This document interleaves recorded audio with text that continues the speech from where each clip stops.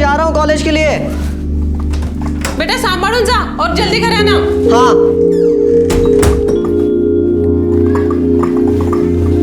जा।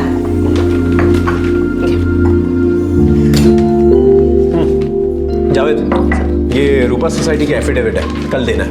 नोटरी करवानी पड़ेगी ना सर? हाँ, नोटरी करवा देना, साथ में ये बिल्स भी अटैच कर देना। ठीक है, कल ही कर देना, बहुत ज़रूरी है। बिल्कुल सर, मैं कल सुबह सबसे पहले यही काम करा दूँ। और ये अनजानी सोसाइटी के अकाउंट्स भी आ गए, इन्हें एक्सपेंस शीट के साथ टैली कर देना। ठीक है जी सर, अभी कर दो।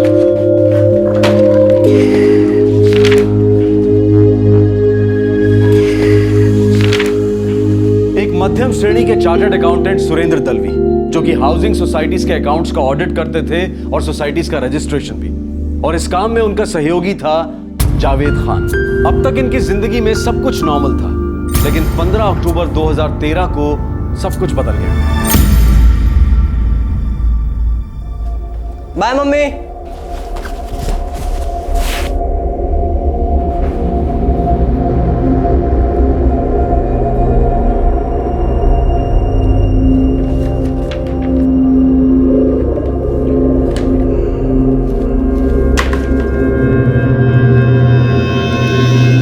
तुम्ही डायल केलेला नंबर बंद आहे, कृपया थोड्या वेळाने पुन्हा।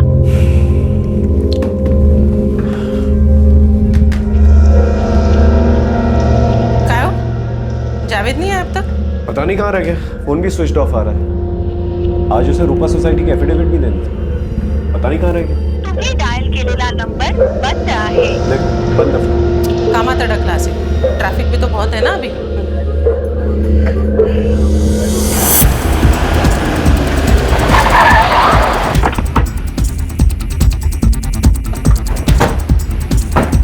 कौन सा बिल्डिंग है? यही बिल्डिंग है सर।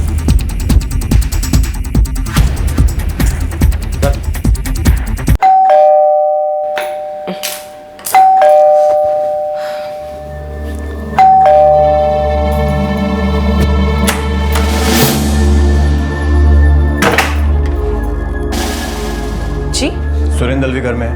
वो आहे, लेकिन आप लोग कौन?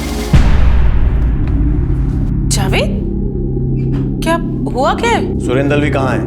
साहब मेरी बात तो सुनिए साहब, हुआ क्या बताइए तो साहब। कौन है आप लोग? जावेद, ये सब क्या है? Inspector Kadir, Vashi police station. मांगे घाट के एक एक पेपर की जांच करो। सर,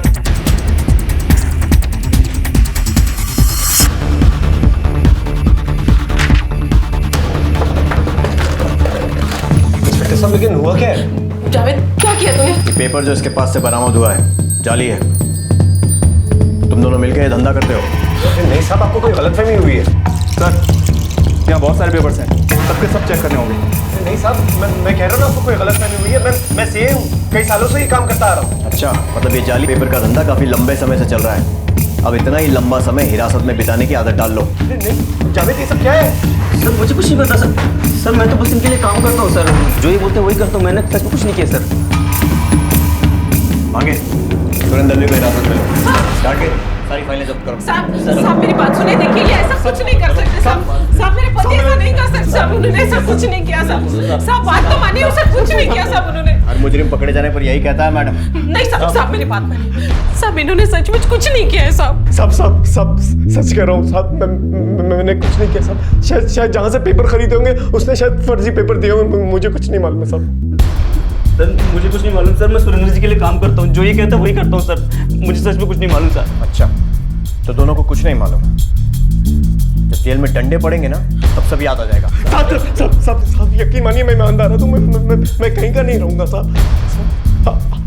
आपको जो चाहिए आप ले लीजिए, मैं देने को तैयार हूँ, मुझे छोड़ दीजिए। एक तो जालसाजी करते हो और ऊपर से पुलिस वाले को रिश्वत देने की कोशिश करते हो। नहीं साहब, देखिए हम लोग ना बहुत ही सिंपल और मामूली से लोग हैं सर, ये सब ऐसे काले धंधे करने का हम तो सोच भी नहीं सकते। मैडम, जो लोग इतनी बेशर्मी से रिश्वत दे सकते हैं ना, वो कुछ भी कर सकते हैं। नहीं साहब मैं इनको सालों से जानता हूँ सर, इनके पास काम करता हूँ, ऐसा नहीं कर सकते साहब हमको छोड़ दो साहब, हमने कुछ नहीं किया साहब। साहब यकीन मानिए साहब, मुझे कुछ नहीं मालूम है साहब। साहब मेरे पति ऐसा सही में कुछ नहीं कर सकते साहब इन्हें छोड़ दीजिए। तुम एक एक पेपर की जांच करोगे और जो भी जाली निकलेगा उसे ईमानदारी से बदल दोगे। सब मैं सब पेपर बदल दूंगा, सब पेपर बदल। 4 लाख। 4 लाख दे दो, मामला रफा दफा हो जाएगा। 4 लाख नहीं है मेरे पास साहब। चल सब कम कर दीजिए साहब, सच में 4 लाख नहीं है मेरे पास। थोड़ा कम कर दीजिए साहब। हाँ सब अभी छोड़ दीजिए थोड़ा कम कर दीजिए साहब। प्लीज सब छोड़ दीजिए प्लीज। थोड़ा सा कम कीजिए साहब।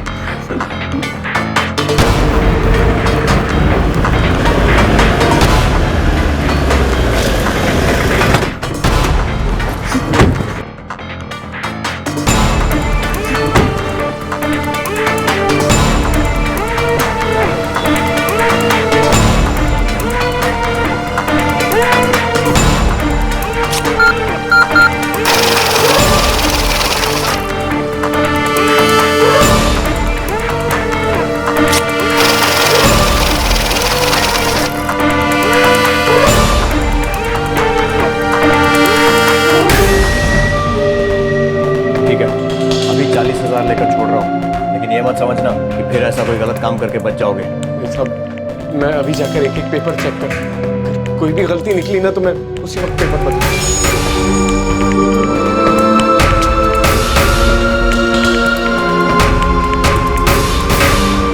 बेटा गाड़ी में जा बैठ। मेरी अरेस्ट तो दिखानी पड़ेगी ना। गरीब आदमी साहब, गरीब आदमी साहब, छोड़ दो साहब।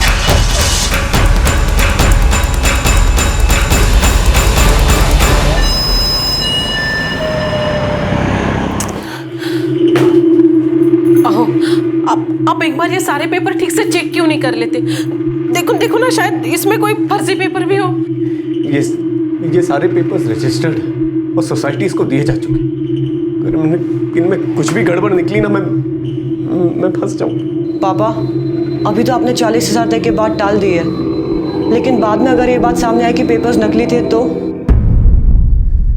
मोहित, मुझे पता नहीं, मैं एक मुसीबत से बुरी तरह से निकला हूं, अब दोबारा किसी मुसीबत में फंसना नहीं चाहता। पापा, आपको सच में नहीं पता था कि ये जाली पेपर्स हैं?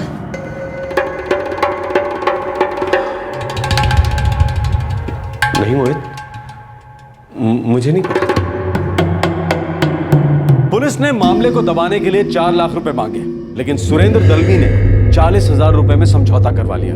लेकिन क्या सचमुच ये मामला यही खत्म हो चुका था?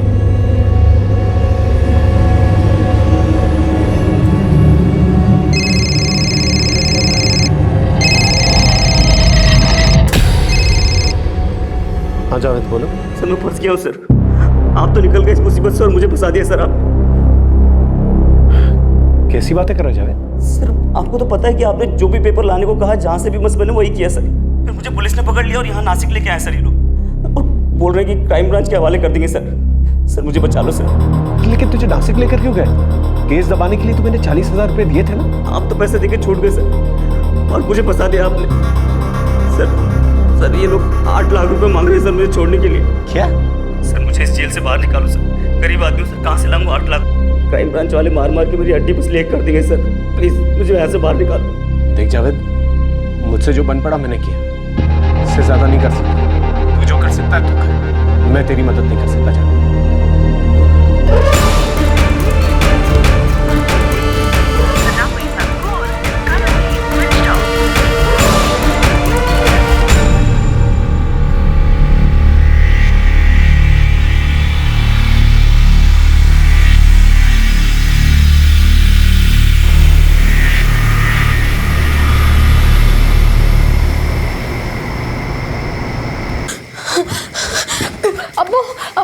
जावेद, अब्बू उठिए ना। जरीन, हुआ क्या है? जावेद का फोन आया था, उसको पुलिस पकड़ के ले गई है। या अल्लाह, पकड़ कर ले गई? लेकिन जावेद ने किया क्या है? कुछ फर्जी कागज का केस बताया है। वो बोल रहे थे कि उसके बॉस ने उसे फंसा दिया है। बेटे जरीन, तू आराम से बता कि हुआ क्या है।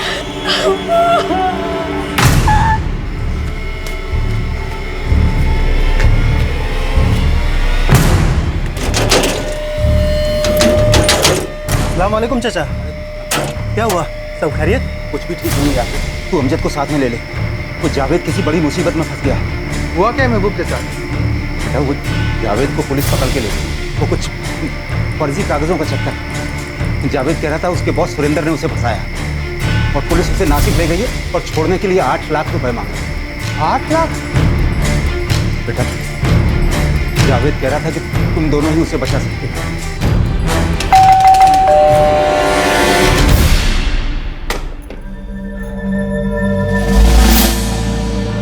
कौन हो तुम लोग?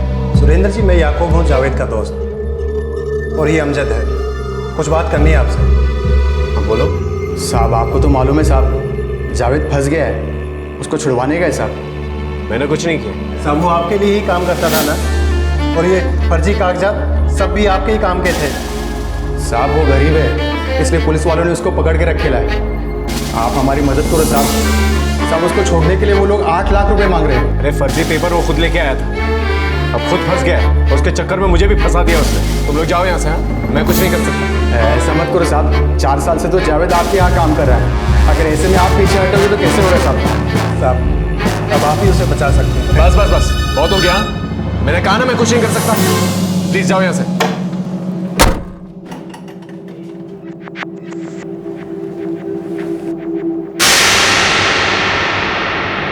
पापा ये सब क्या हो रहा है? ये पेपर सचमुच कहीं जाली तो नहीं है? आशा मेरा यकीन करो, मुझे कुछ नहीं पता। पापा अगर जावेद फंस गया है तो आप फिर से फंस सकते हैं।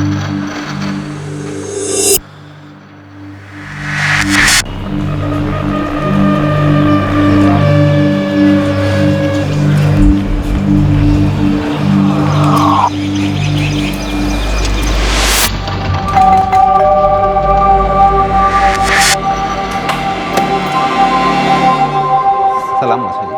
महबूब चाचा आप? आशा जी हम लोग बर्बाद हो गए हैं। साहब वो लोग मारने पीटने का धमकी दे रहे हैं। बोल रहे हैं कि अगर पैसा नहीं दिया तो 1 साल तक जेल में रखेंगे। इधर उधर करके 3 लाख रुपए तो जमा कर लिए। आखिरी उम्मीद आप ही बचे। आप ही मदद कर सकते हो हमारी कुछ। मैं आपके पैर पड़ता हूँ। अरे महबूब चाचा क्या कर रहे हैं आप? प्लीज। सुरेंद्र जी वो जरीन है, उसका रो रो के बुरा हाल हो गया है, मर जाएगी बेचारी। साहब मैं अपने बच्चों की कसम खा के कहता हूँ कि आपकी एक एक पाई लौटा दूंगा, और जब तक आपके पैसे नहीं चुकाता तब तक जावेद आपके पास काम करेगा, वो भी बिना पगार के।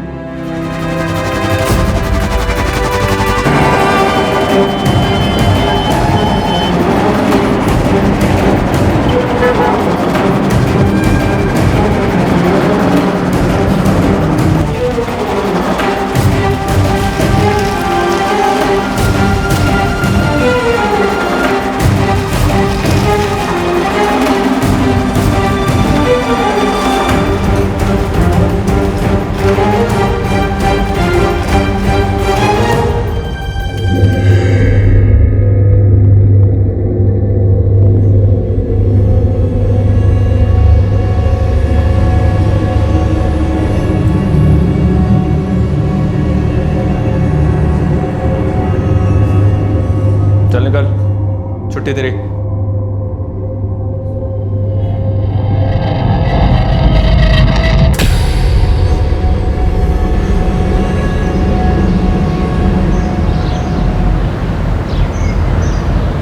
जी वो सुरेंद्र जी का फोन आया। कदम घर पे नहीं। जी सुरेंद्र जी वो किसी काम से बाहर गए। हाँ ठीक है।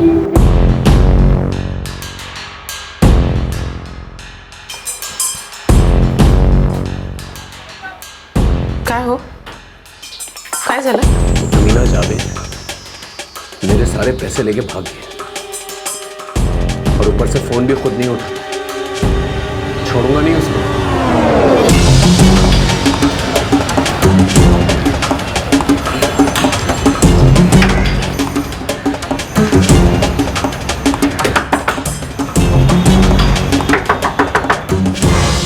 अरे सुरेंद्र जी नमस्ते। हाँ नमस्ते।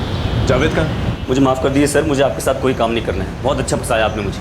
होश में तो है जावेद? मैंने फंसाया तुझे? आपने जब जो पेपर जहाँ से लाने को बोला मैं लेकर आया, और बाद में पता चलता कि पेपर जाली है। और पुलिस को नाम किसका किया? मेरा। गरीब आदमी हूँ साहब, मेहनत करके आगे बढ़ना चाहता हूँ, और आपने ये सलूक किया मेरे साथ। जावेद तू कुछ भी बोल रहा है मेरे बारे में? देख तुझे मेरे साथ काम नहीं करना है ठीक है, लेकिन मेरे 5 लाख रुपए मुझे लौटा दे। वो पैसे नहीं दे सकता सर। क्या मतलब नहीं दे सकता? हाँ, मार्केट से लोन उठा के तुझे छुड़ाने के लिए दिए थे मैंने, मुझे वापस चाहिए पैसे। कौन से पैसे सर? फंसाया भी आपने और छुड़ाने का नाटक भी आपने किया। ये सब चालती है आपकी सर, मैं सब समझता हूँ। क्या समझ में आता है? हाँ, मुझे मेरे पैसे वापस चाहिए। और महबूब चाचा आप गिड़गिड़ाते हुए आए थे मेरे पास, अपने बच्चों की कसमें खाई थी कि पैसे लौटा देंगे। उसको 3 लाख रुपए दूसरों को भी लौटा लें। वैसे भी फंसाया तो आपने ही है ना इसे। जावेद ने मुझे सब साफ साफ बता दिया है। पुलिस आपको छोड़ने के लिए 40,000 रुपए देती और एक गरीब को छोड़ने के लिए 8 लाख रुपए। सुनिए साहब, अब हमारी गरीबी का फायदा मत उठाइए। अच्छा है, मैं खूब समझ रहा हूं ये तुम दोनों की मिली भगत है ना। पहले मुझसे ही पैसे लूटे हैं और अब मुझी पे उंगलियां उठा रहे हो तुम लोग। लेकिन मैं चुप बैठने वाला नहीं हूं, अपने पैसे ना निकलवा के रहूंगा मैं।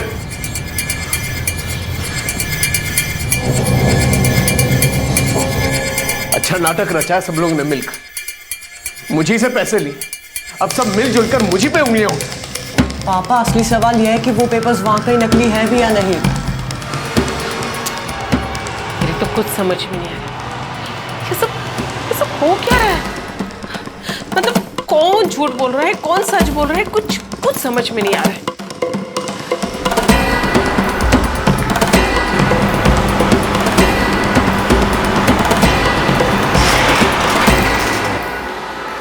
ठीक से बताओ एग्जैक्टली हुआ क्या? साहब वो लोग वाशी थाने से थे। इंस्पेक्टर कादिर, सब इंस्पेक्टर भांगे और असिस्टेंट इंस्पेक्टर घाटके। कौन है आप लोग? जावेद ये सब क्या है? Inspector Kadir, Vashi police station, Bhange Ghatke. वो लोग जावेद को नासिक ले गए और धमकी दी थी कि क्राइम ब्रांच के हवाले करें। हाँ साहब, उसने फ़ोन किया था मुझे कि वो उससे 8 लाख रुपए मांगे। फिर उसके दोस्त याकूब और अमजद घर तक चले। आप हमारी मदद करो साहब। साहब उसको छोड़ने के लिए वो लोग 8 लाख रुपए मांग रहे हैं। मैंने इनकार कर दिया। फिर उसका बाप चला है, बड़ा रोया तो है। मैं आपके पैर पड़ता हूं। अरे महबूब चाचा क्या कर रहे हैं आप? प्लीज। सबके दबाव में आकर मैंने 5 लाख रुपए का इंतजाम भी कर दिया। ठीक है चलो मान लिया जो तुम कह रहे हो वो सच है, लेकिन अभी तो तुम कह रहे थे वो पुलिस वाले जब तुम्हारे घर आए थे तो उनको देने के लिए तुम्हारे पास 4 लाख भी नहीं थे। सब कम कर दीजिए साहब, सच में 4 लाख नहीं है मेरे पास। फिर ये 5 लाख कहाँ से आए? साहब उस वक्त मैं बहुत घबरा गया था सर, और वाकई में घर में पैसे नहीं थे, इसलिए मैं उनको एटीएम तक लेके गया और जितना पैसा था सब कुछ निकाल कर दी। लेकिन जब जावेद फंस गया तो मुझे लगा शायद मैं भी इस चक्कर में बुरी तरह से फंस जाऊंगा, इसलिए मैंने मार्केट से 5 लाख रुपए का लोन उठाया उसे निकलवाने के लिए। और अब वो लोग कह रहे हैं कि वो लोग पैसे वापस नहीं थे। और साहब मैंने सारे पेपर्स चेक किए, एक भी पेपर फर्जी नहीं। इस सारा का सारा खेल ना जावेद का रचा हुआ, मुझे लूटने के लिए। ठीक है, हम लोग जावेद को इंक्वायरी के लिए बुलाते हैं, जाइए।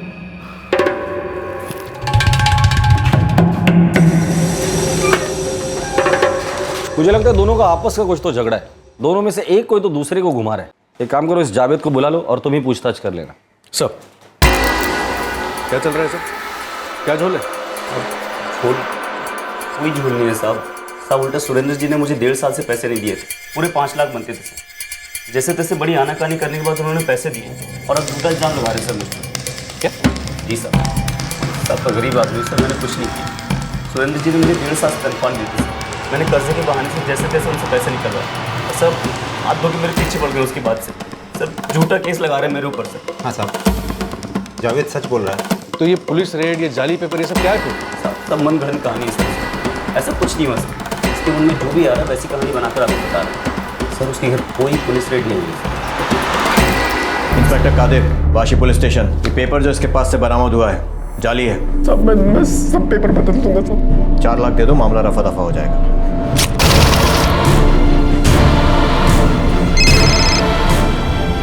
बोलो। मैं फंस गया उसे और पुलिस उसे नासिक ले गई है और छोड़ने के लिए 8 लाख रुपए मांगे। साहब अब आप ही उसे बचा सकते हैं, मैं आपके पैर पड़ता हूं। अरे महबूब चाचा क्या कर रहे हैं आप? प्लीज।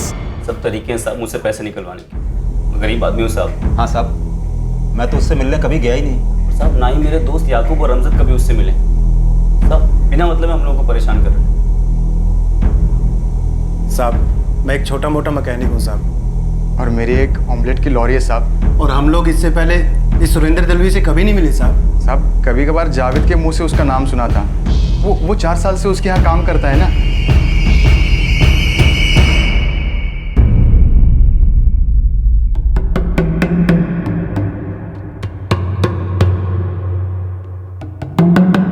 हकीकत क्या थी? ये पुलिस की रेड, वो रिश्वत, कौन था जो मनगढ़ंत कहानियां बना रहा था? कौन झूठ बोलकर दूसरे को फंसा रहा था और कौन किसको ठग रहा था? देखिए, मैंने जावेद और उसके बाप महबूब से कई बार पूछताछ की और हर बार उनका एक ही जवाब होता है कि ये सब झूठ है। ये साहब झूठ वो लोग बोल रहे हैं, ठगाया उन लोगों ने मुझे। अब जाके समझ में आ रहा है कि ये सब उनकी मिली भगत है। और वो जावेद तो पहले से ही बेईमान है। सर, ये सोसाइटी का उन्हें बहुत सारा पैसा है सर। थोड़ी हेरा फेरी करके अगर कुछ निकाल भी लेंगे तो किसी को खबर नहीं होगी। तेरा दिमाग तो ठीक है ना? क्या बकवास कर रहा है? भड़को मत सर, इतनी सारी सोसाइटीज़ के अकाउंट देखते हैं लोग, थोड़ा भी इधर उधर करेंगे तो लाखों जमा हो जाएंगे। सर लाखों मिलेंगे आपको, थोड़ा बहुत मुझे दे दीजिएगा। और सर इतनी बड़ी बड़ी सोसाइटीज़ है, किसी को कोई नुकसान भी नहीं होगा। तू पागल तो नहीं हो गया? हाँ, इतने सालों से यहाँ मैं ईमानदारी से काम करता आ रहा, सब लोगों का भरोसा है मुझ पर, और तू कह रहा है कि मैं इनका भरोसा तोड़ दूं? तू इतने सालों से मेरे साथ काम कर रहा है, इसलिए इस पागलपंती के लिए ना मैं तेरी इन बातों को नजरअंदाज कर रहा हूं। आइंदा से इस किस्म की बकवास मत करना मेरे साथ।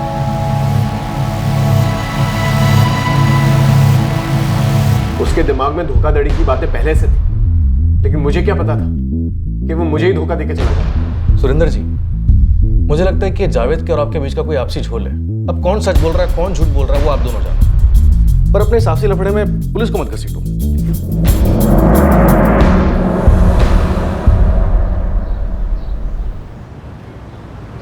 अच्छा,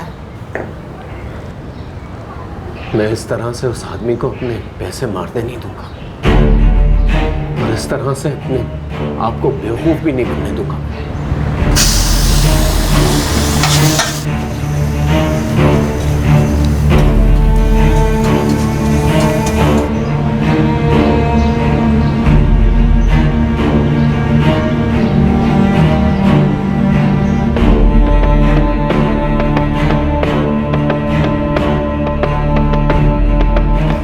साहब 2 महीने से थाने के चक्कर लगा रहा हूं, कोई सुनने वाला ही नहीं। साहब वो सब इंस्पेक्टर आपसे हमेशा यही कहते हैं कि ये तुम लोग का आपसी मामला, पुलिस को बीच में मत लो।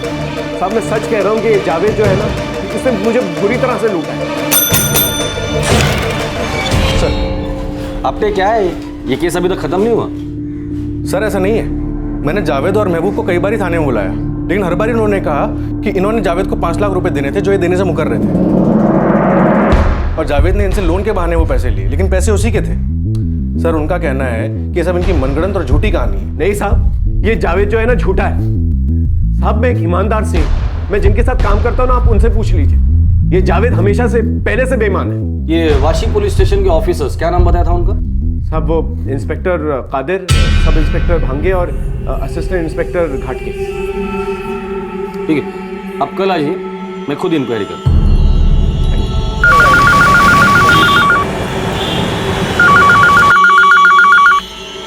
Inspector Achrekar, Vashi police station. Achrekar साहब नमस्कार। आरके मार्ग पुलिस स्टेशन में इंस्पेक्टर कामड़े बोलते हैं। बोला कामड़े साहब। अच्छा, आपके वाशी पुलिस स्टेशन में कोई इंस्पेक्टर कादिर, सब इंस्पेक्टर भांगे और असिस्टेंट सब इंस्पेक्टर घाटगे काम करते हैं क्या? कादिर, भांगे, घाटगे? नहीं, मैंने ये नाम तो कभी नहीं सुने। नवी मुंबई के तो किसी भी पुलिस स्टेशन में ये लोग नहीं है। कामले साहब मैं पिछली 10 साल से इस एरिया में काम कर रहा हूँ, सारे ऑफिसर्स मेरे बहुत ही अच्छे पहचान के। Thank you Achrekar. इस नाम के कोई भी पुलिस वाले वाशी पुलिस स्टेशन में नहीं, सर इसलिए मैं किसी बात पे ध्यान नहीं दे रहा था। अगर ये झूठ बोल रहा है तो उसका झूठ पकड़वाना भी जरूरी है। एक काम करो, ये सुरेंद्र जो कुछ भी बता रहे हो उसके बारे में पता करो। उसका एटीएम से पैसे निकालना, महबूब का उसके घर पे पैसे मांगने के लिए आना, याकूब और अमजद, सब पता करो। अगर सब झूठ है तो साफ हो जाएगा कि ये सुरेंद्र बेकार में ही शोर मचाया।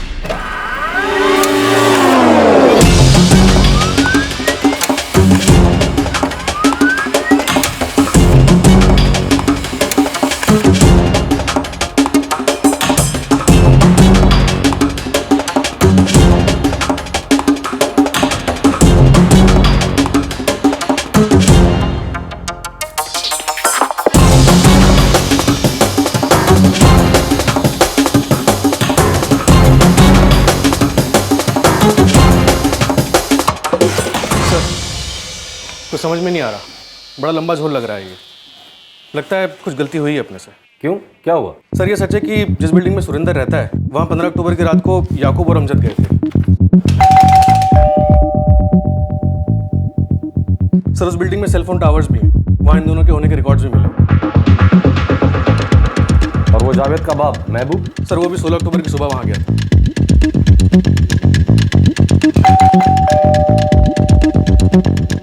और सर 15 और 16 अक्टूबर को जावेद नासिक में ही था। उसने 15 अक्टूबर की रात 11:30 बजे सुरेंद्र को फ़ोन भी किया। हाँ जावेद बोलो। सर मैं फंस गया हूँ सर। तो सर 15 अक्टूबर दोपहर 12:55 पर सुरेंद्र वाकई ATM पे गया और उसने किसी को पैसे निकाल के दिए। ये उस ATM की CCTV फुटेज है।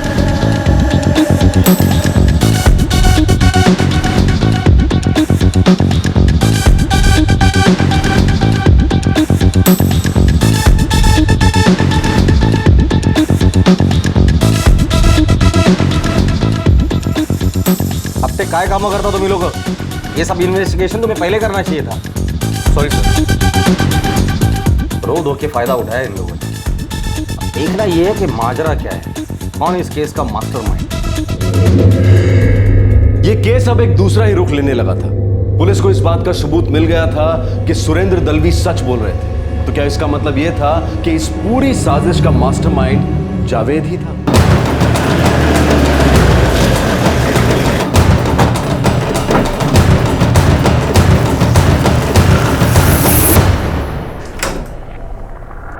जावेद तो घर पे नहीं है साहब। कहाँ गया?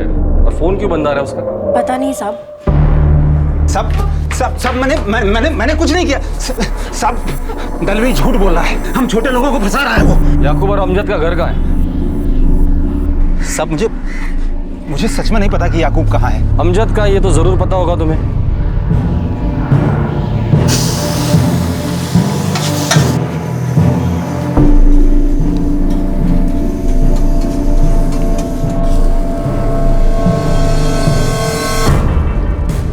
सब मेरे को छोड़, सब मेरे को छोड़, सब खुदा का सब मैंने कुछ नहीं किया। सब याकूब और जावेद किधर है मेरे को मालूम नहीं। सब मेरे को छोड़ दो। सब ईमानदारी से काम करता हूँ।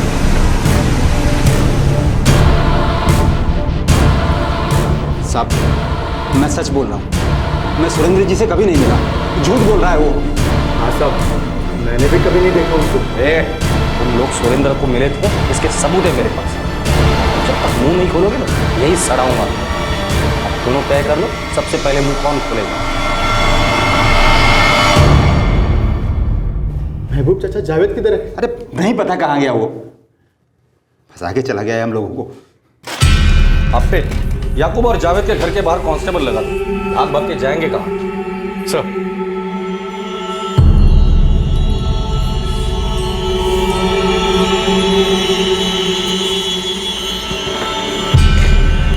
आशा, पुलिस ने जावेद के बाप और उसके दोस्त अमजद को पकड़ ली। और जावेद? जावेद का अब तक कुछ नहीं पता। अरे जावेद के केका मैं क्यों भुगतूं?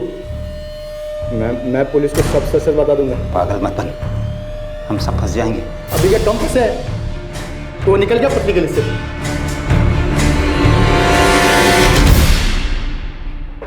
तो कौन मुंह खोलेगा पहले? साहब मेरे को आगे पीछे का कुछ नहीं मालूम साहब, मेरे को ज्यादा भी कुछ मालूम नहीं है। लेकिन उस रात को महबूब चाचा याकूब को लेकर मेरे घर को आए थे। बेटा वो जावेद को पुलिस पकड़ के ले गई है। इनके कहने पर साहब हम लोग सुरेंद्र के घर गए थे।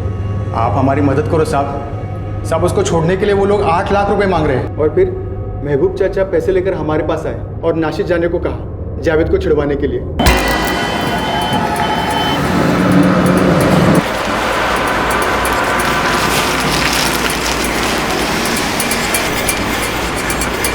जावेद ने इस काम के लिए हमें 5-5 हज़ार रुपये दिए थे। तो ये जावेद का प्लान था? रानी साहब किसका प्लान था? कि कादिर, भांगे और घाड़गे ये लोग कौन? खुदा कसम साहब, मेरे को इससे ज़्यादा कुछ नहीं मालूम साहब। जितना भी मालूम था मैंने सब सच सच बता दिया साहब। अब ज़्यादा मुझे भी कुछ पता नहीं है कि जावेद ने कैसे क्या किया। बस उस रात उसका फ़ोन आया था अपनी बीवी जरीन को। अब्बू उठिए ना। जरीन हुआ क्या है? फिर मैंने जावेद से बात की थी। हाँ अबू, अभी के अभी याकूब और अमजद को सुरेंद्र जी के घर भेजो, उनसे 8 लाख रुपए मांगने को बोलना। 8 लाख? लेकिन जावेद हुआ क्या है? वो मुझे पुलिस ने पकड़ लिया है। किसी को कानो कान खबर नहीं होनी चाहिए, ऐसे सुमड़ी में सब कुछ करो। याकूब और अमजद वहाँ से खाली हाथ लौटे। फिर मैंने जावेद को फ़ोन किया। जावेद, वो दलवी जी ने याकूब और अमजद को पैसे देने से मना कर दिया है। अबू कल सुबह सुबह आप खुद उनके घर जाओ, गिड़गिड़ाओ, भीख मांगो, जो करते बनता है वो करो, लेकिन उनसे पैसे लेके आओ। और ये पुलिस वाले मार मार के मुझे जान से मार दो। अब जितने पैसे वो देते हैं उतने ले लो। 5 लाख देते हैं, 5 लाख ले लो। मैं पुलिस वालों को समझा लूँगा। ठीक है बेटा, जैसा तू बोले। मैं खुद जाता हूँ सुरेंद्र जी के पास। साहब, मैंने सुरेंद्र जी से पैसे लेकर याकूब और अमजद के हाथ नासिक भेज दिए थे। उसके बाद मुझे कुछ नहीं पता साहब। सब मिले हुए हैं, अपने बेटे के साथ मिला हुआ है। अब चुपचाप बता दे ये घाटगे, भांगे और कादिर ये है कौन? सच्ची कह रहा हूँ, मुझे कुछ नहीं पता साहब। ये तो मुझे बाद में पता चला कि ये सब नाटक था। जावेद ने आकर मुझे बताया। नाटक? ये सब तूने नाटक किया था? लेकिन किस लिए? अबू आप इस सब में ज्यादा मत घुसो। ये मेरा ही पैसा है जो मुझे दलवी से निकलवाना था, कुछ लौटाना नहीं है उसको। लेकिन जावेद, मैंने दलवी साहब से वादा किया था कि तू उन्हें पैसे लौटा देगा। अब आप फिक्र मत करो, ये जाली कागजात के चक्कर में वैसे बहुत डरा हुआ है, ज्यादा आवाज नहीं उठाएगा। और ये जाली पेपर्स का क्या मामला? ये सब मुझे सच में नहीं पता। सच में कोई जाली पेपर्स थे या ये भी जावेद का रचा हुआ नाटक था? नहीं मालूम साहब। मुझे लगता है ये जाली पेपर्स का नाटक जावेद ने खड़ा किया, सुरेंद्र दलवी से पैसे लूटने के लिए। तो शायद सुरेंद्र सच कह रहा है कि जावेद हमेशा शॉर्टकट से पैसा बनाने के बारे में सोचता रहा। जावेद कौन से बिल में जाके छुपा बैठा है? ढूंढो उसे। जावेद और याकूब के घर वालों को बुलाओ, डराओ धमकाओ, कुछ भी करो, भाग भाग के जाएंगे कहाँ? सीधे शरीफ होने का फायदा उठाया उस आदमी ने, सारा नाटक किया, फिर फर्जी पेपर से डराया धमकाया और मुझे लूट ले गया। पता नहीं पुलिस कभी उसे ढूंढ भी पाएगी या नहीं। पुलिस लगातार जावेद और याकूब पर दबाव बना रही थी। जावेद के अब्बा हिरासत में थे और उनके घर भी लगातार पुलिस की निगरानी में थे। जावेद और याकूब ये समझ गए थे कि पुलिस ढील देने वाली नहीं है, मामला ठंडा नहीं पड़ेगा। आखिर 2 महीने बाद उन दोनों ने सरेंडर कर दिया और फिर सामने आई चौंका देने वाली धोखाधड़ी की साजिश।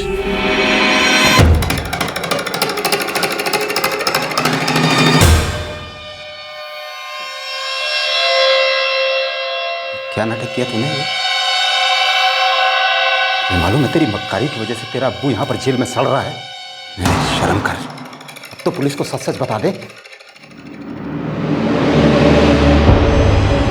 जावेद बिना टाइम पास किए बता दे ये क्या नाटक खेल रहा था तू? साहब मेरे को पैसा कमाना था। मैंने सुरेंद्र भी को समझाने की बहुत कोशिश की, मगर वो समझा नहीं कि हम कितने पैसे बना सकते थे। सीधा आदमी था तो तूने उंगली टेढ़ी कर दी। सिर्फ पैसे कमाने के लिए ये सब किया तूने? ये कादिर, भांगे और घाड़िए ये लोग कौन? साहब वो मेरे को नहीं मालूम साहब। सब मारो मत साहब, सब सच में नहीं मालूम मेरे को। सब मेरे को सना सिद्दीकी ने लोगों से मिलवाया था साहब। अब ये सना सिद्दीकी कौन है?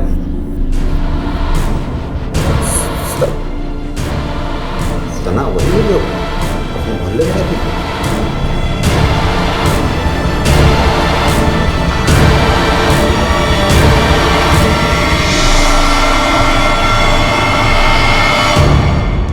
वो तो साल भर पहले मोहल्ला छोड़ के चली गई थी। हाँ सर, वो नासिक चली गई थी, पर मैं अक्सर उससे मिला करता था सर।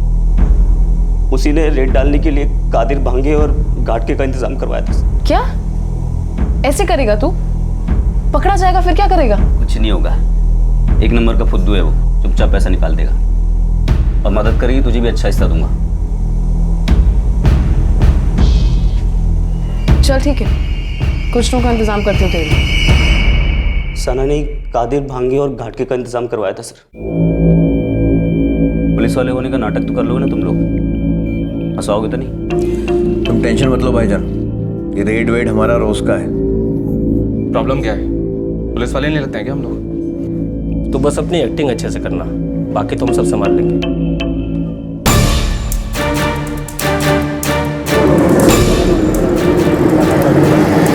सुनो भाईजान, हो सकता है रेड के दौरान ये लोग तुम्हें 1-2 चमाट भी लगा दें। तैयार रहना। पेपर जो इसके पास से बरामद हुआ है जाली है। सर मैं तो कुछ इनके लिए काम करता हूँ सर, जो ये बोलते हैं वही करता हूँ, मैंने सच में कुछ नहीं किया सर। 4 लाख दे दो, मामला रफा दफा हो जाए।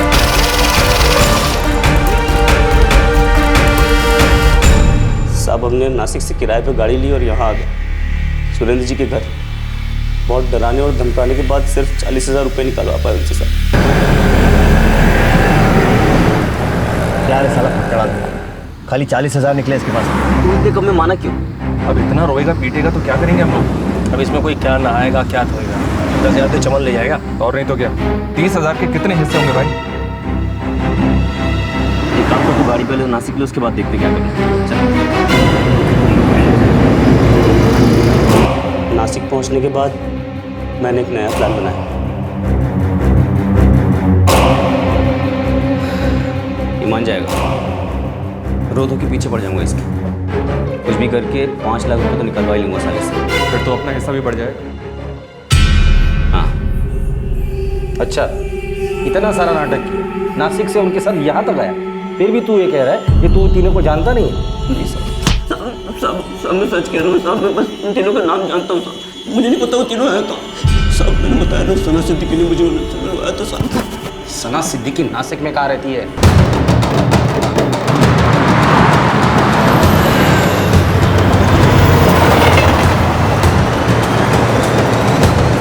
नकली पुलिस बनकर लंबा हाथ मारा है सालों ने, सीधे साधे इंसान को मिला है।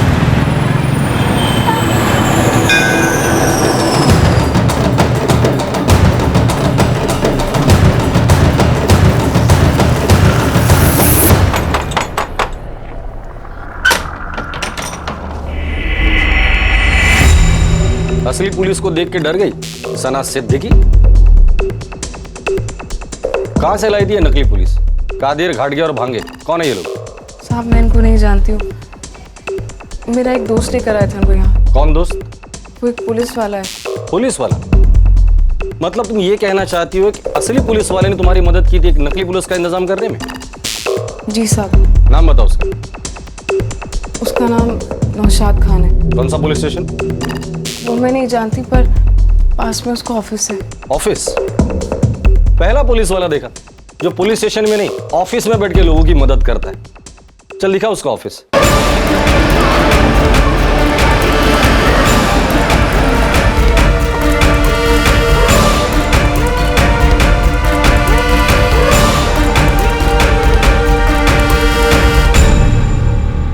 पहली बार देखा एक पुलिस वाला प्रॉपर्टी का धंधा खुलेआम कर रहा है। चलो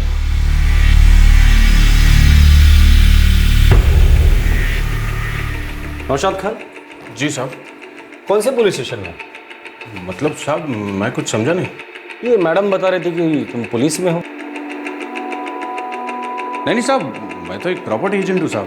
ये तो आजू बाजू के थानों में सभी पुलिस वालों के साथ अपना अच्छा जान पहचान है ना साहब। तो इधर के लोग ऐसे मुझे पुलिस वाला समझ बैठे सर।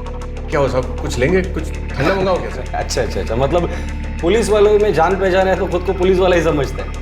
अच्छा एक बात बता, ये कादिर, भांगे और घाटगे ये लोग कौन है? ये कौन है साहब? मैं नहीं जानता।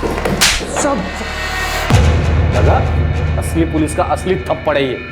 जेल में चल और खिलाता हूँ। चलो साहब बताता हूँ साहब, ये कामरान सईद है ना साहब, उसी ने तीनों आदमी को भेजा था सर। कामरान सैयद कौन है? सब दोस्त है अपना साहब। नकली पुलिस क्यों चाहिए? अरे मेरी दोस्त है सर, उसको कुछ लोग चाहिए जो पुलिस की एक्टिंग कर सके। ऐसा बोलना तेरे को एक्टर चाहिए? नहीं, एक्टर नहीं, कुछ लोग चाहिए जिसको पुलिस बना के लेके जा सके। क्यों? तेरी दोस्त कोई सीरियल या फिल्म बना रही है? नहीं रे, किसी से पैसे निकलवाना, इसलिए ऐसे लोग चाहिए जो हूबहू असली पुलिस जैसे दिखे। यूँ समझ ले कि रेड करवानी बस। तेरे को ऐसे लोग चाहिए जो बिल्कुल असली जैसी रेड करे। है तेरे ध्यान में ऐसे लोग? मैं पहचानता हूँ ऐसे कुछ लोगों को जो पहले भी रेड कर चुके हैं, एकदम असली एक्टिंग करेंगे। चल बता कौन है वो लोग जो बिल्कुल पुलिस की तरह रेड मारते हैं? साहब एक एनजीओ है, वो लोग उधर ही काम करते थे। दिखा कहाँ है एनजीओ?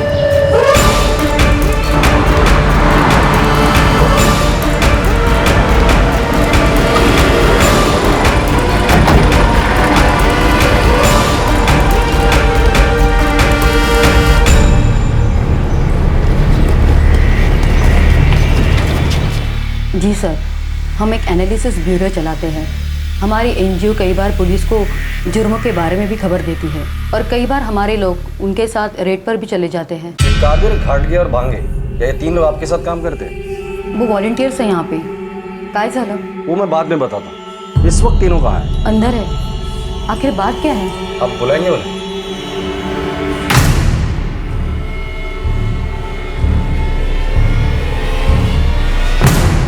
कादिर, भांगे, घाटगे, तुम्हें पुलिस बुला रही है।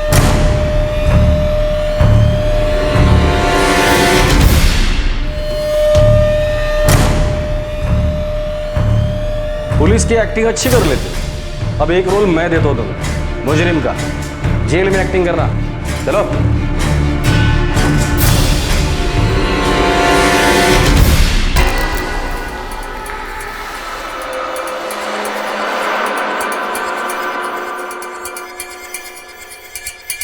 वाशी पुलिस स्टेशन के पुलिस वालों, मुंह खोलो। हम तीनों को रेड्स का तजुर्बा था, इसलिए जब कामरान बोला कि हमारे पास पैसा कमाने का मौका है तो हमें लालच आ गई। सब बहुत बड़ी गलती हो गई। गलती, इस गलती की सजा तुम तीनों भुगतोगे।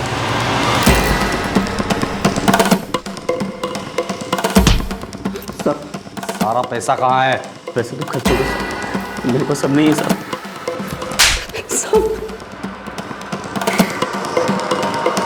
साहब, मुझे सिर्फ 25,000 रुपये मिले थे। बाकी के पैसे कहाँ हैं? मुझे नहीं पता।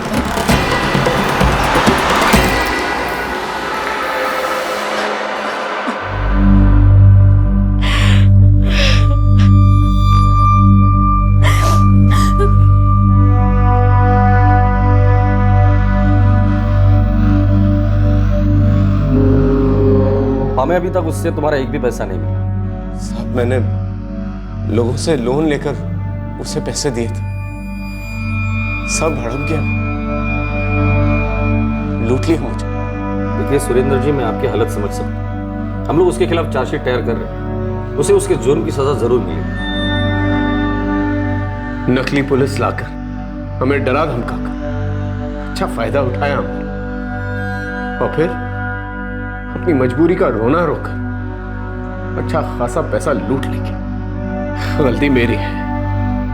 मुझे पहले से ही समझ जाना चाहिए था कि इंसान धोखेबाज है जब इसने बेईमानी करने की बातें की। पापा, आप शांत हो जाओ। मैं जानता हूँ जो हुआ बहुत बुरा हुआ, लेकिन कम से कम वो पकड़ा तो गया।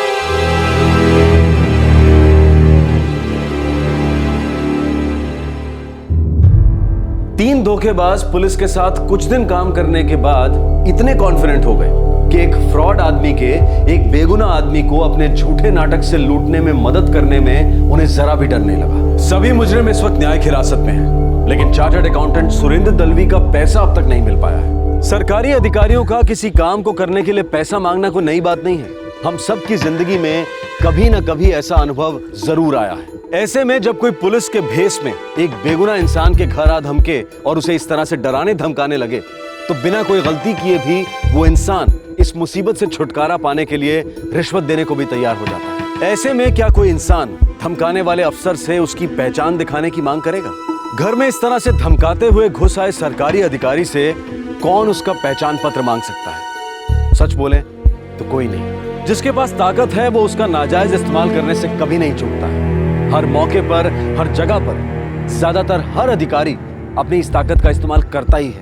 कभी आम लोगों या निचले स्तर के कर्मचारियों पर अपना जोर दिखाता है, तो कभी खास जगहों पर अपने खास होने का एहसास कराता है। अगर किसी ने हिम्मत करके इनसे इनकी पहचान पत्र मांग भी ली, तो हिम्मत कैसे हुई तुम्हारी? तुम्हें पता है मैं क्या कर सकता हूं? ऐसी धमकियों की बाढ़ आ जाती है। सरकारी कर्मचारियों को अक्सर हम पब्लिक सर्वेंट यानी कि जनता का सेवक कहते हैं, लेकिन असल में ये जनता के मालिक बनकर जनता के साथ नौकरों से भी बुरा बर्ताव करते आए हैं। ये व्यवहार घिनौना तो है, पर सच्चाई ये है कि ये हमारे सिस्टम का हिस्सा बन चुका है। अगर आपका सामना किसी ऐसे इंसान से होता है जो सरकारी कर्मचारी होने का दावा कर आपसे इंपॉर्टेंट कागजात या जानकारी मांगने की कोशिश करता है, तो उससे उसका पहचान पत्र जरूर मांगे। सतर्क रहें और उस पहचान पत्र को क्रॉस चेक भी जरूर करें। हमारे आज के एपिसोड की दूसरी कहानी। जिस्म के खरीदार भी हैं, सौदागर भी, बेचने और खरीदने वाले भी हैं, इंसानियत का बाजार भी है।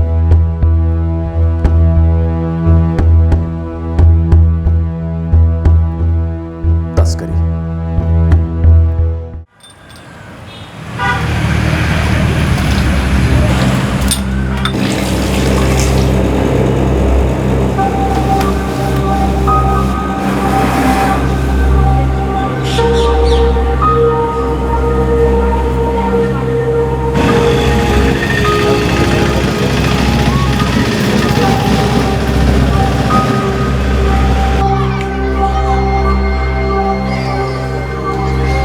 कई बार किसी को देख दिल उनकी तकलीफ को महसूस करता है। दिल ये भी कहता है 2 कदम चल ले, पूछ ले हाल।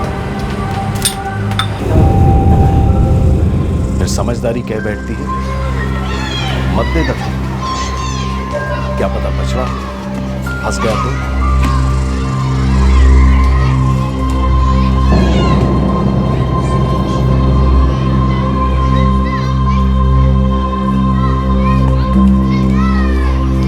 महसूस सभी करते हैं, छू सभी को जाता है। कुछ लोग कूद पड़ते हैं। जहां इंसानियत का बाजार है, वहीं इंसानियत का खुमार भी है।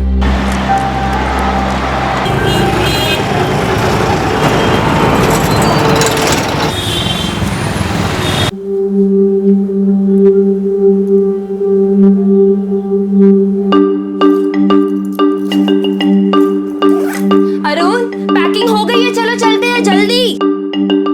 हाँ रूपा जल्दी चलो, जल्दी चलो। अगर ट्रैफिक में फंस गए ना तो प्रॉब्लम हो जाएगी। चलो। अच्छा लाइट चेक कर लेना। टिकट्स चेक कर अरे टिकट्स हैं बाबा मेरे पास, चलो ना।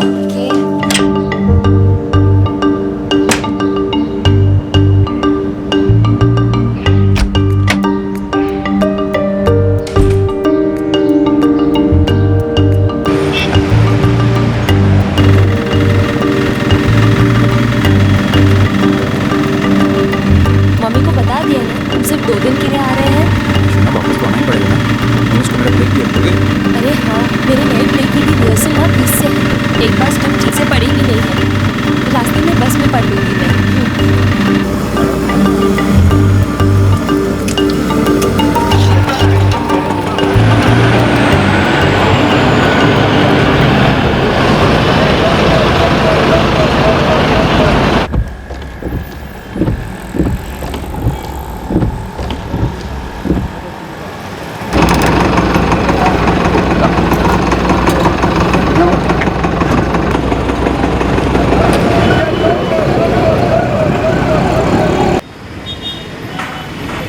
बस में घुसते ही मुझे अजीब सी फीलिंग आने लगती है। एक मिनट टिकट ओके S1 कम। अरुण, एक मिनट। क्या हुआ? एक बात बताओ, ये हर चीज़ तुम्हें एंड टाइम पे क्यों याद आती है? हाँ? तुम्हारी स्क्रिप्ट, थैंक यू। म्यूजिक क्या? अच्छा सुनो, जूस लोगे कि पानी? आज भी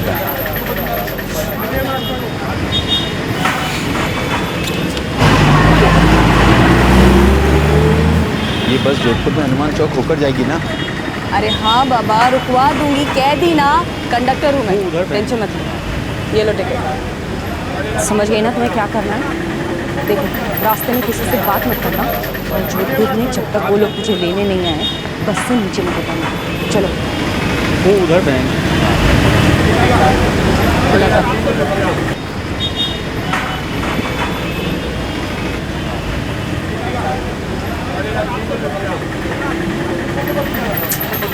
सामान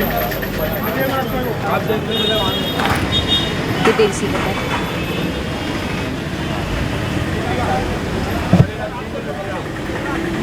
टिकट खोना मत, संभाल के रखना। एक और बात ध्यान से सुन लो, जब तक वो लोग मुझे बोले नहीं आए कि रास्ते में उतरना, सीट से 1 मिनट भी इधर उधर मत होना, कोई कुछ देखो खाना मत, किसी से भी बात मत करना, और तुम मुसीबत में पड़ जाएगी, समझ गई? मैं जा रही हूँ, संभल के जाना, कोई बेकार हरकत नहीं, समझ गई?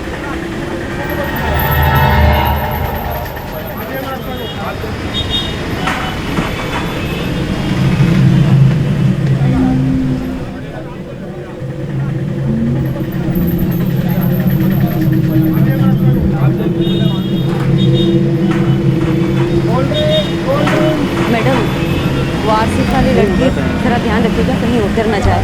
जोधपुर में महावीर चौक में उसके रिश्तेदार उसे लेने आएंगे, आप ध्यान रखना। हाँ हाँ ठीक है, एक ही बात को 10 बार कह चुकी हो आप, ज़रूरी है ना? आप बस ये ध्यान रखिएगा कि वो कहीं उतर न जाए। हाँ ठीक है।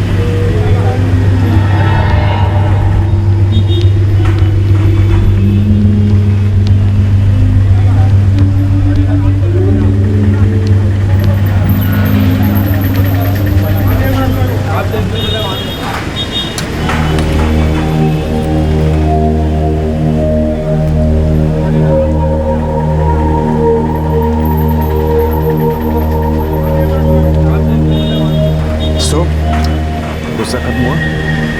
एक्ट 1 अभी पढ़ना शुरू किया है, बस सीन खुल गई। अच्छा,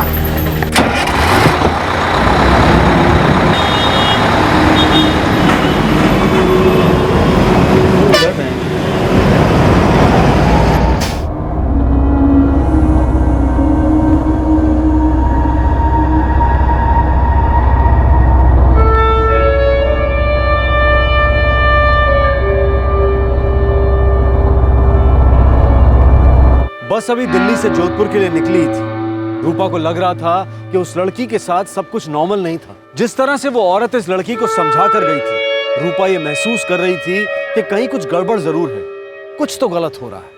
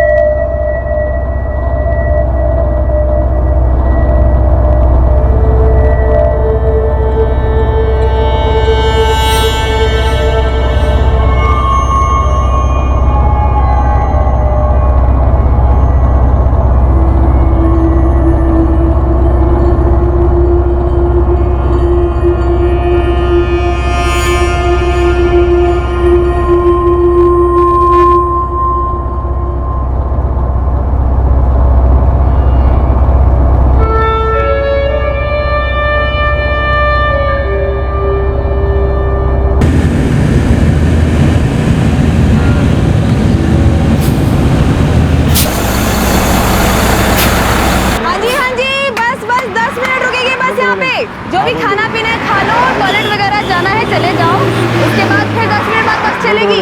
अब आओ या मत आओ।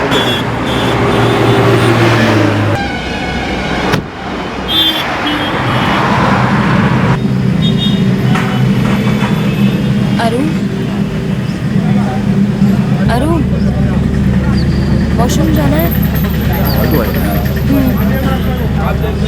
सोना नींद आ रही है, तुम जाके आओ प्लीज। और सुनो जल्दी।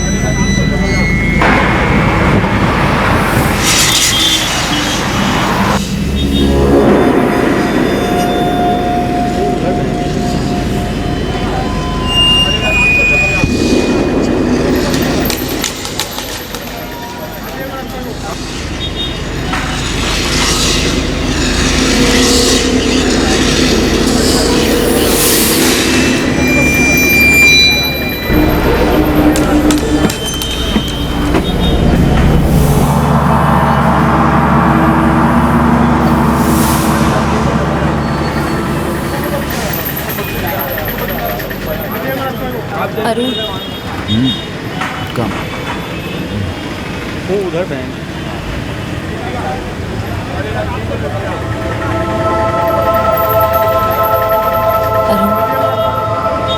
अरुण, इस लड़की को देखो। वो उस लड़की को देखो, खिड़की पे बैठी है, आराम से घूम के देखो प्लीज।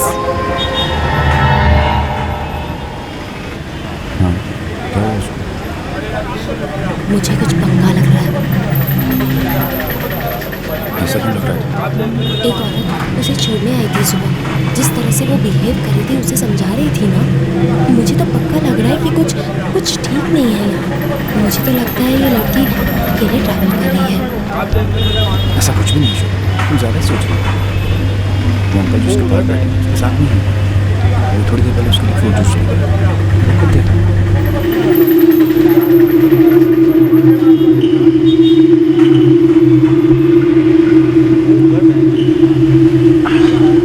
ये लो बेटा, पियो।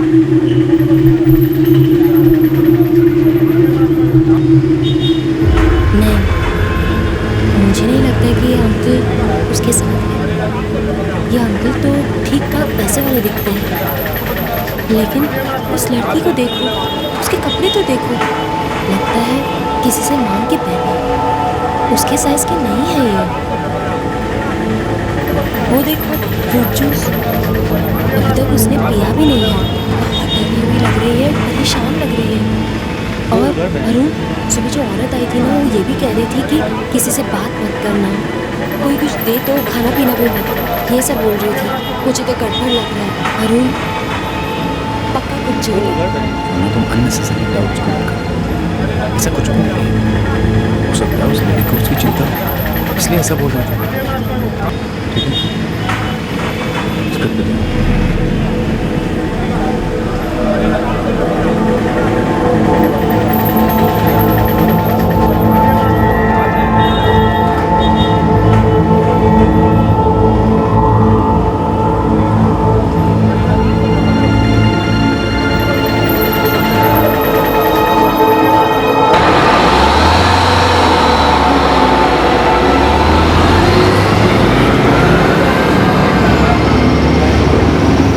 पहचान चिन्ह साफ साफ बयां कर रहे थे कि उस लड़की की हालत ठीक नहीं थी। वो जरूर किसी परेशानी में थी। रूपा ये सब महसूस कर पा रही थी, वो असलियत देख पा रही थी। भले ही उसका शक था, पर फिर भी क्या थी वो हकीकत जो इस लड़की की परेशानी का कारण थी?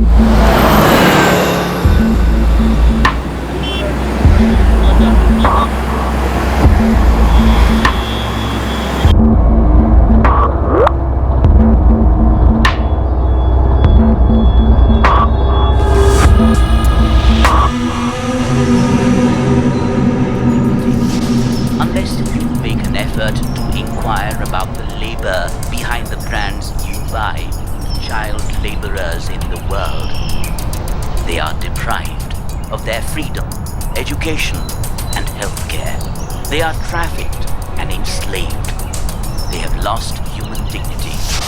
Unless you make बहुत अच्छी an बनी effort है, काफी इंफॉर्मेटिव है। रूपा, ये तो असली तस्वीर का एक बहुत छोटा सा हिस्सा है।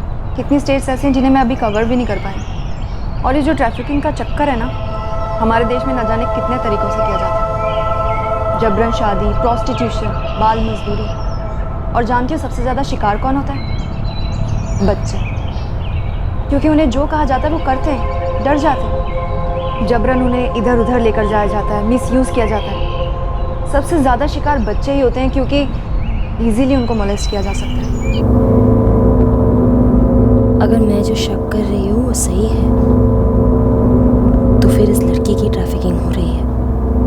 ये सच है या मैं फालतू में सोचे जा रही हूँ ये सब?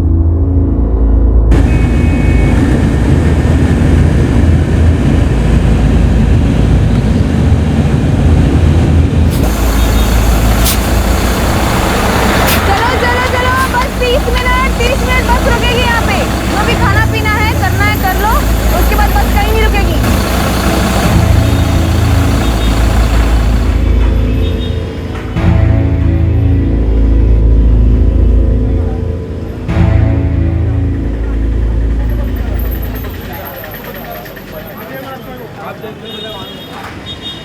हाय, नाम क्या है तुम्हारा? देखो, डरो मत, मैं भी जोधपुर ही जा रही हूँ। तुम्हें अकेले देखा तो सोचा तुमसे आके बात कर लूं। बताओ, नाम क्या है तुम्हारा? काजल। काजल, बहुत अच्छा नाम है। दिल्ली में रहती हो? फिर कहाँ रहती हो? कुपोई। कुपोई कहाँ है ये? झारखंड। अच्छा, और तुम कहाँ जा रही हो? पता नहीं। कितनी साल की हो तुम? 21। 21? काजल बेटा, एक बात बताओ, वो औरत जो तुम्हें छोड़ने आई थी सुबह, कौन थी वो? पता नहीं। ठीक है, अगर तुम्हें कुछ बताना नहीं है तो कोई बात नहीं। ये बताओ, तुम्हें भूख लगी है? कब से तुम खा नहीं रही हो, पी नहीं रही हो? बोलो, कुछ ले आओ तुम्हारे लिए। अच्छा ठीक है। अरुण, अरुण। क्या हुआ? सुना? हेलो। वो लड़की 21 साल की तो नहीं है, डरी हुई है, गड़बड़ है कुछ। अरुण, मुझे तो लगता है ये ट्रैफिकिंग का मामला है। सुनो, तुम इसे सैंडविच तो खिलाओ जाकर। और सुनो, जो भी बात करनी संभल के करना, कुछ भी पक्का नहीं पता, ठीक है? जाओ।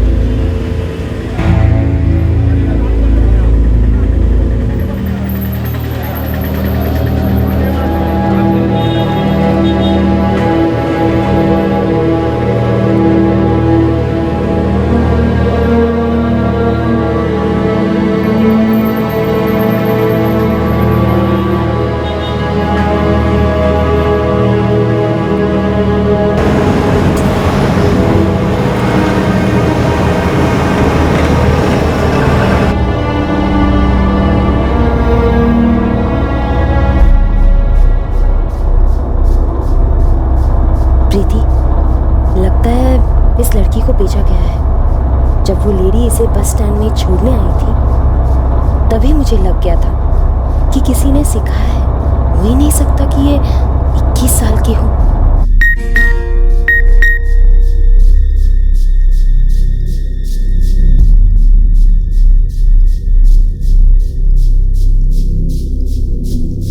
एक काम करो रूपा, इस काजल का फोटो खींचो और मुझे फॉरवर्ड करो।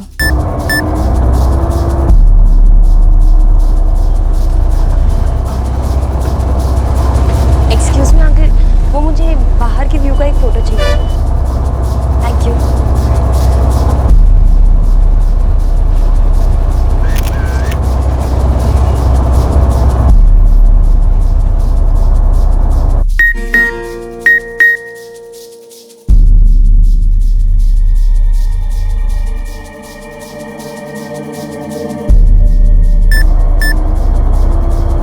रूपा, फोटो देखकर मुझे ये माइनर नहीं लग रही है। प्रीति, उसे जानबूझकर ऐसे ड्रेसअप किया है, बड़े साइज के कपड़े पहनाए हैं। रूपा, लड़की से और बात करो और इन्फॉर्मेशन निकलवाओ, फिर उसके बाद कोई स्टेप लेंगे हम। प्रीति, अब ये बहुत मुश्किल है। कोई आदमी बैठा है उसके साथ। जब बस ढाबे पे रुकी थी तब मैंने बात की थी। ओके, मैं एक हेल्पलाइन नंबर भेजती हूँ, बात करो वहाँ, डिटेल दो, बताओ कि तुम कहाँ हो। वो शायद वहाँ कोई हेल्प भेज देंगे। The number you have called is currently not reachable. The number you have called is currently not reachable. Please try.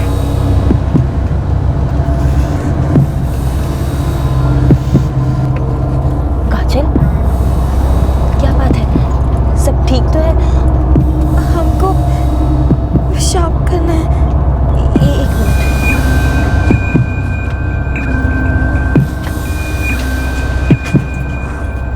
सुनो सुनो सुनो, एक लड़की को पेशाब करने जाना है, प्लीज आप बस रुकवाएंगे? अरे मैडम, मैंने ढाबे में बोला था ना कि जोधपुर से पहले बस कहीं नहीं रुकेगी। अरे लेकिन उसे अर्जेंटली जाना है, आपको बस रुकवानी ही पड़ेगी। कह दिया ना नहीं रुकेगी। आप बस रोक रहे हो या मैं हंगामा खड़ा करूं? हाँ, उसके बाद तो आप रोकोगे ना? बस बोलो, हंगामा करूं क्या? देख के बस लोग जरा, जहाँ टॉयलेट है, जो कराना है करा लेना। 5 बजे से पहले बस कहीं रुकेगी नहीं, ठीक है?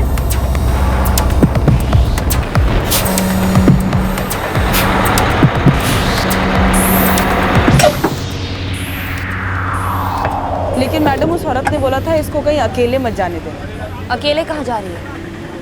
मैं हूँ ना, मैं ध्यान रखूँगी।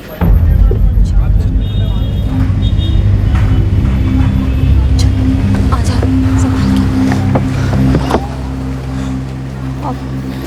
काजल बेटा, तुम करती क्या हो? जी, वो झाड़ू पोछा करते हैं। कहाँ? दिल्ली में? लेकिन तुमने तो कहा कि तुम झारखंड से हो, तो फिर दिल्ली में कैसे आए तुम? हाँ, दीदी लेके आए हमको। कौन सी दीदी? वो जो तुम्हें सुबह छोड़ने आई थी? नहीं, वो तो मैडम है, दूसरी दीदी लाई थी। तुम दिल्ली में कब से हो? 1 महीने से। दिल्ली में किधर काम करती हो तुम बेटा? जी, वो अलग अलग घरों में। 1 साल में कई घर में काम किया है। 1 साल? तुमने अभी कहा था कि केवल 1 महीने से तुम दिल्ली में हो। मैं वेट करती हूँ यहाँ। काजल, तुम रो क्यों रही हो? हाँ? कपड़ों पे हो गए।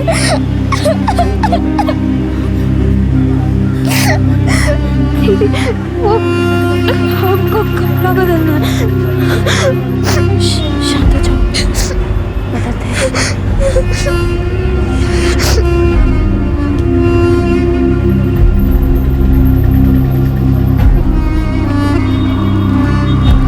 काजल बेटा, जो भी तुम कर रही हो, तुमसे जबरदस्ती करवाया जा रहा है।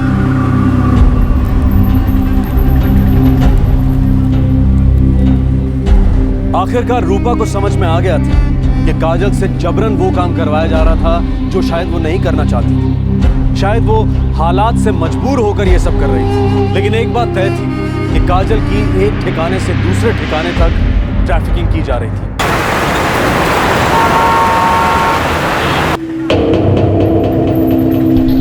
देखो मैडम, मैं नहीं जानती कौन थी वो औरत। मैडम, वो आर सीट वाली लड़की देखिए कहीं बीच में उतर न जाए। उसने मुझे बोला था कि इसको कहीं बाहर मत जाने देना। अब इसे टॉयलेट जाना है तो मुझे बोलना चाहिए था ना। मुझे कैसे पता चलेगा? आपको सच में नहीं पता कि वो औरत इस लड़की की क्या लगती है? देखो मैडम, मैं कंडक्टर रोज दिल्ली जोधपुर करती हूँ, और इस तरह से पैसेंजर के लफड़े में पड़ने लगी ना तो हो गया मेरा काम। कौन किसका क्या लगता है, क्या नहीं लगता है, इससे मुझे क्या लेना देना है? और वैसे उसने मुझे बोला था कि इसको महावीर चौक उतार देना, मैं उतार दूँ। मेरी ड्यूटी वहीं खत्म।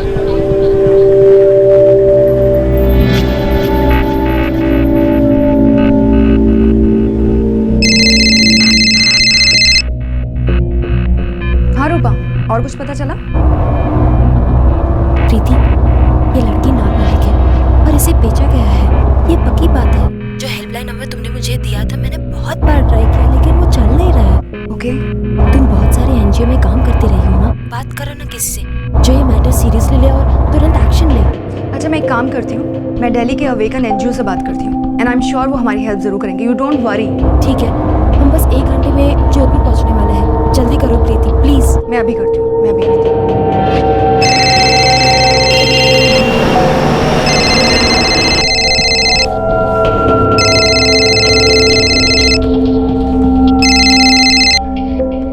हेलो। हेलो अभिजीत सर, मैं प्रीति राठौर बोल रही हूँ। हाँ प्रीति, कैसी हो? सर मैं ठीक हूँ, थैंक यू। सर मेरी एक फ्रेंड है रूपा चौधरी, वो और उसके हस्बैंड दिल्ली से जोधपुर ट्रैवल कर रहे हैं। उन्हें बस में एक लड़की मिली काजल नाम की, और उन्हें शक है कि उसकी ट्रैफिकिंग की जा रही है। प्रीति एक काम करो, मुझे उसकी पूरी डिटेल्स दो।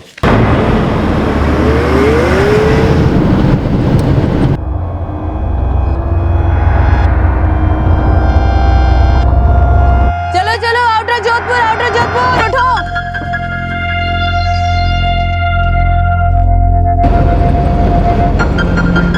क्या हुआ? वो प्रीति को हेल्प अरेंज करने के लिए बोला है मैंने।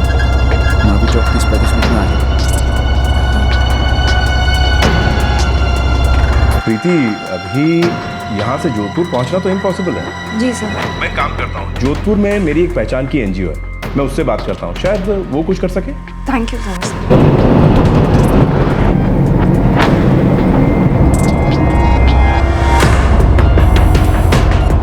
प्रीति, हम लोग जोधपुर में एंटर करने ही वाले हैं। 20-25 मिनट में पहुंच ही जाएंगे।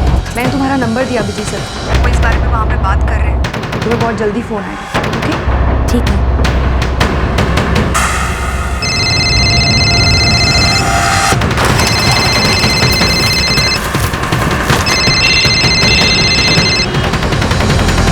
बस अभी कहाँ पे पहुँचे अभिजीत? एग्जैक्टली तो नहीं पता, लेकिन मैं तुम्हें उस लेडी का नंबर देता हूँ जिसने उस लड़की को देखा है। वो उसी बस में है, उसका नाम रूपा है। हाँ, नंबर बताओ। चलो चलो चलो, आगे हनुमान चौक, किस किस को उतरना है?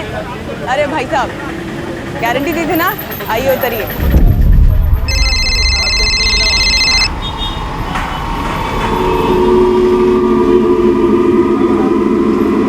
हेलो हेलो रूपा। जी रूपा, मैं दीपा चावला बोल रही हूँ। मुझे अभी अभी अभिजीत ने तुम्हारा नंबर दिया है। जी, प्रीति ने बात की थी उनसे। वो लड़की है ना बस में अभी? जी है। और तुम लोग कहाँ पहुँचे? कहाँ पहुँचे हम? हनुमान चौक। हम हनुमान चौक पहुँच गए हैं। वो लड़की महावीर चौक उतरने वाली है। रूपा, मैं घड़ियाली 4 रास्ते पर पहुँचती हूँ। मेरी ऑफिस के पास ही है। सारी प्राइवेट बसेस वहाँ पर रुकती हैं। मैं वहीं से बस में चढ़ जाती हूँ। महावीर चौक पे हमें कोई ना कोई हेल्प के लिए पहुँच ही जाएगा। तुम मुझे बस नंबर बताओ। वो तो नहीं पता, और पूछूंगी तो शक हो जाएगा। वाइट वॉल्वो है, नीटा ट्रेवल्स। ओके, मैं अभी पहुँचती हूँ।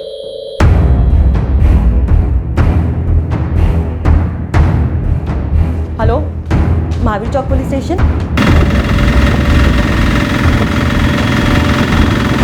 अरे भैया, जरा जल्दी चलो ना।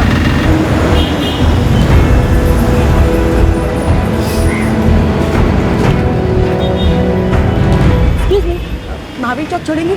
हाँ, 20 रुपये लगेंगे। ठीक है।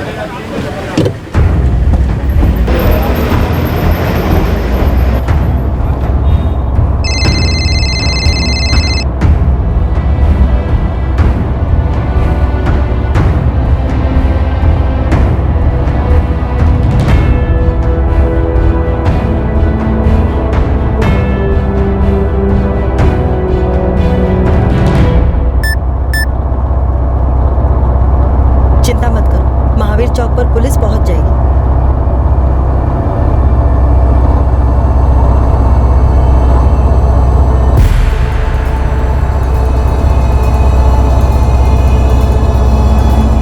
कहाँ जा रही हो बेटा?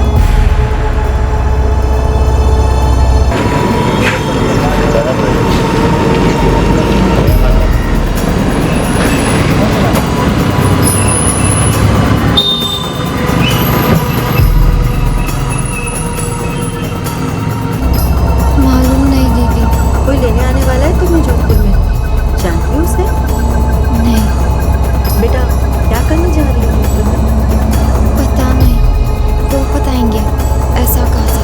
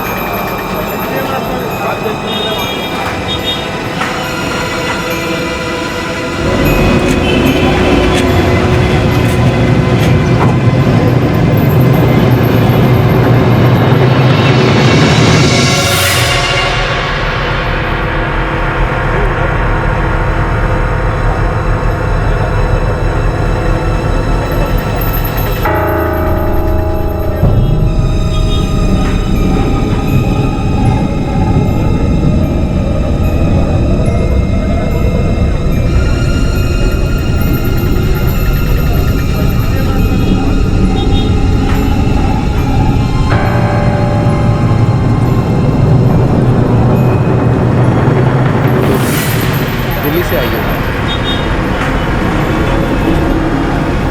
चलो तुम्हें लेना।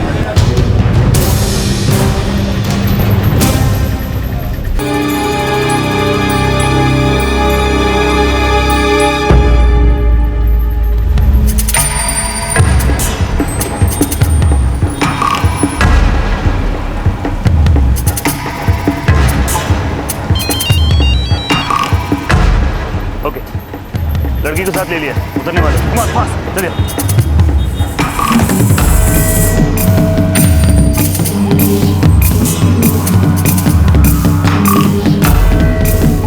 रुको। कौन है आप लोग? इंस्पेक्टर पालीवाल, महावीर चौक पुलिस स्टेशन। जी कहिए सर, क्या बात है सर? नाम क्या है इस लड़की का? जी पता नहीं, बस अभी मिली है। तुम दोनों को हमारे साथ पुलिस थाना चलना पड़ेगा।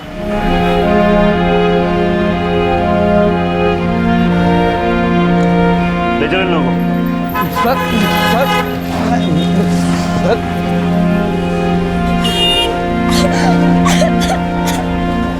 काजल बेटा, मत रो, डरो मत, हम सब तुम्हारी मदद के लिए हैं। मैं हूँ तुम्हारे साथ ना, मत रो। हाँ आप लोग भी हमारे साथ चलिए प्लीज, केस दर्ज कर दो। ठीक है सर, चलिए चलो।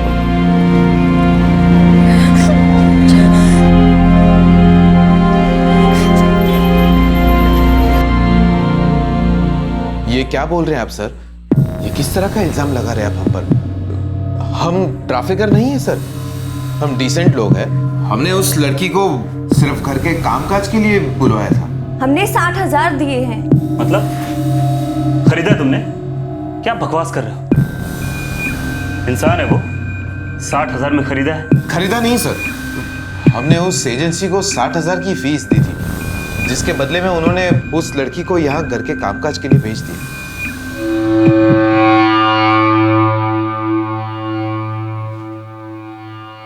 काजल बेटा, दिल्ली कैसे आई? कौन लाया है तुम्हें? किसने भेजा तुम्हें? बताओ बेटा।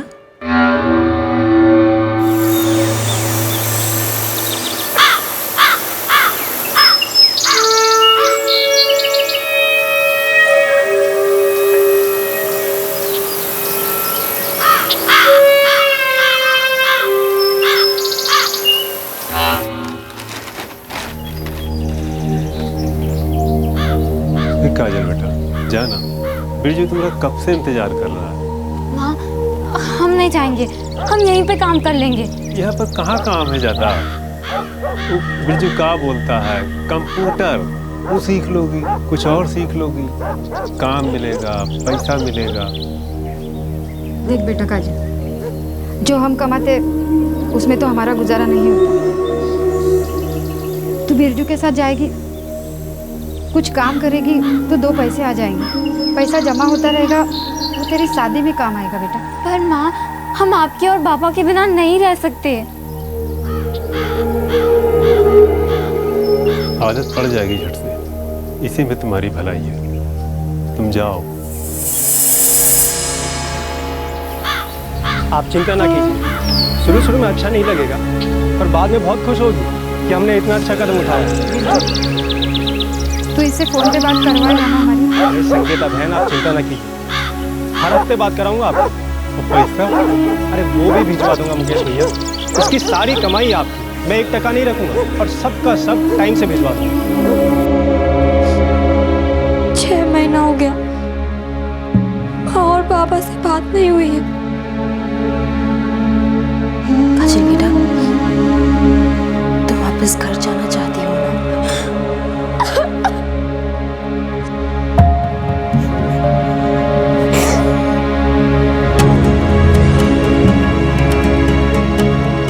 चाइल्ड केयर कंपनी को इन्फॉर्म कर देते हैं। जब तक इसके माँ बाप नहीं आते, ये उनकी निगरानी में रहेगी।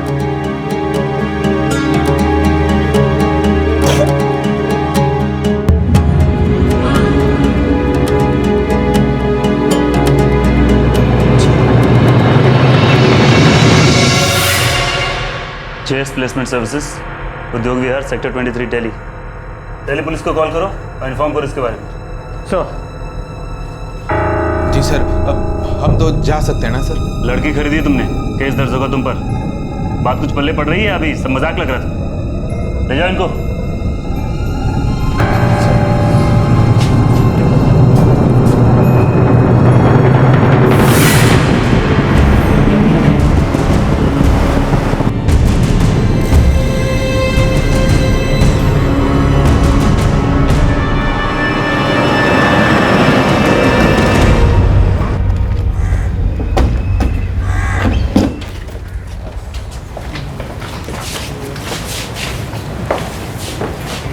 सर। क्या नाम है तेरा? जी ब्रजेश लाल चंद। बिरजू तेरे को ही बुलाते हैं? जी साहब, लेकिन बात क्या है साहब? काजल नाम की लड़की को पोरला झारखंड से तू ही लेके आया ना? सब बात क्या है साहब? चल थाने, समझाता हूँ बात। शर्मा, इसके पीछे देख क्या है? साहब अंदर कुछ नहीं है साहब। पढ़ा इसको।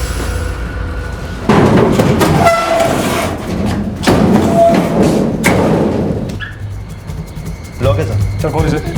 साहब ये स्टोर रूम है साहब, अंदर बस कूड़ा का बड़ा पड़ा है साहब। तू दरवाजा खोलता है, मैं तुझे खोल।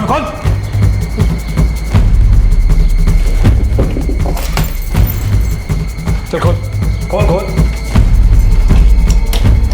जल्दी खोल।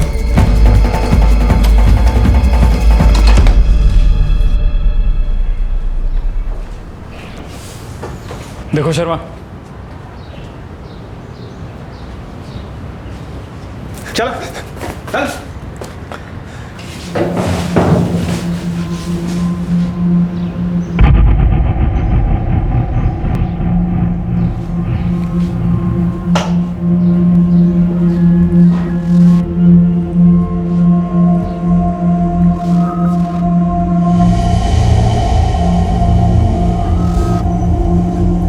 डरो मत बेटा।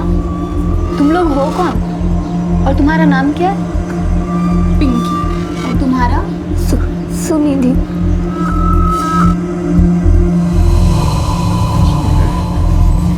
बच्चियों को तू कूड़ा कबाड़ बोल रहा था? इनकी तस्करी कहाँ से की तूने? बोल। सब मेरे काम साफ सुथरा है साहब। सभी काम करने के लिए आई है साहब यहाँ पे। सब दिख रहा है कितना काम तेरा साफ सुथरा है। बच्चे को ले जाओ यहाँ से। शर्मा, एजेंसी बंद कराओ। सब अच्छा मेरी बात तो सुनो साहब। सब सुनो तो।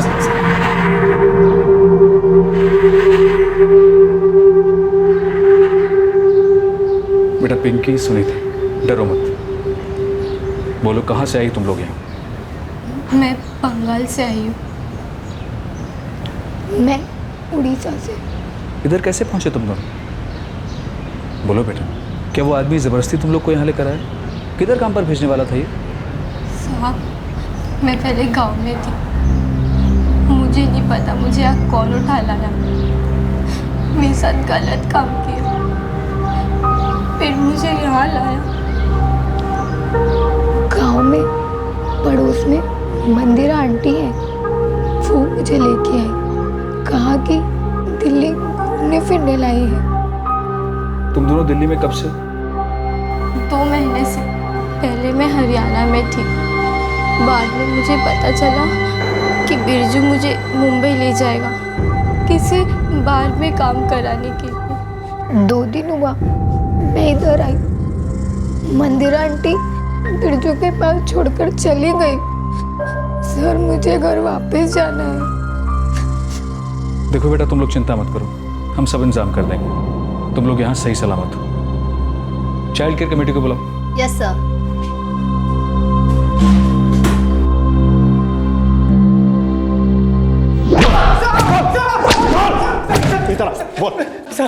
साहब हम सच बोल रहे हैं साहब। साहब मेरा काम एकदम ईमानदारी का है साहब।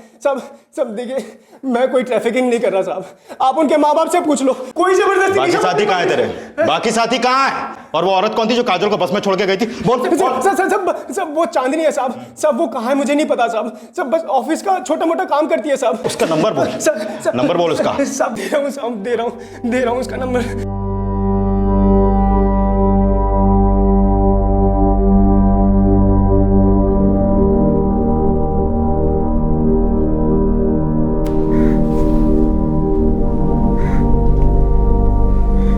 कैसी हो काजल? तुम्हारे माँ पापा से कुपोई की पुलिस ने बात कर ली है। वो बहुत जल्द आएंगे और तुम्हें ले जाएंगे अपने साथ। देख बेटा काजल, जो हम कमाते उसमें तो हमारा गुजारा नहीं होता। पर माँ, हम आपके और पापा के बिना नहीं रह सकते। खुश?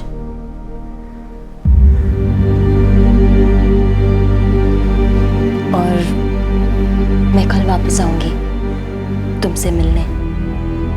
जब तक तुम घर नहीं पहुंच जाती तब तक मैं तुमसे बात करती रहूंगी। ये चाइल्ड केयर कमेटी के लोग तुम्हारा अच्छे से ध्यान रखेंगे, ठीक है? तुम चिंता मत करो।